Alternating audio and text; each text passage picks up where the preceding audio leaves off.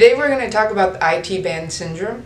In order to talk about that, we need to back up a little bit and talk about what comprises the hip joint. So the hip joint is where the thigh bone or the femur meets the pelvis, and supporting that joint are layers of muscle, cartilage, ligaments, and connective tissue.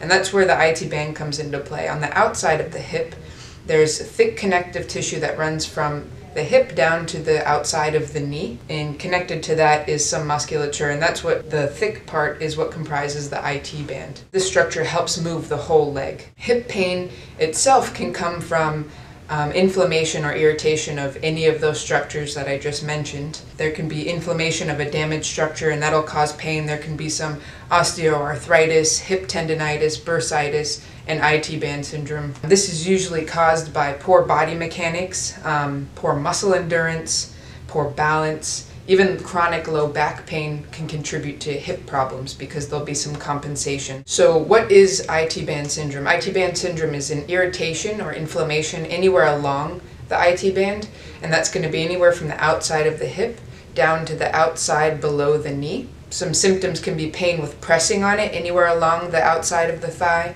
any pain with weight bearing, especially with walking or going up and down stairs, lying on either side of the body like in bed, lifting your leg to get out of the car, and even pain with running and sports. IT band syndrome doesn't usually resolve itself. It usually arises because there's another problem happening somewhere in the lower back or the lower extremities. For example, people who have chronic low back problems like poor mobility or pain, decrease in lower extremity flexibility, your legs are tight, weak buttock and thigh muscles, and other joint issues like knee arthritis or an old ankle sprain, all those can kind of creep up on you and cause inflammation and irritation at that IT band because it's having to do too much workload than it's supposed to. A lot of times you'll see treatments like anti-inflammatories or a cortisone injection, and a lot of times those are good at taking care of some of the pain, but it's not a long-term solution. It's temporary relief. So if you were to fall and scrape your knee and you went to the doctor and they treated your skin,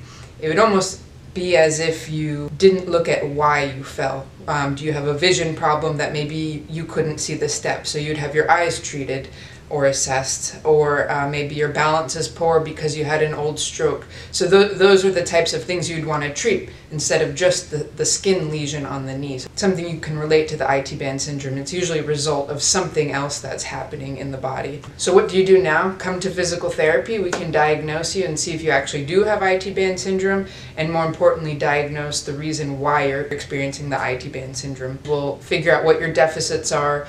Usually it's a matter of strength and mobility somewhere along the hip or below or at the lower back, and we'd work on those. So if you do end up letting your hip pain or your IT syndrome pain go and you kind of ignore your symptoms, long term it's only going to get worse. These problems don't usually go away on their own.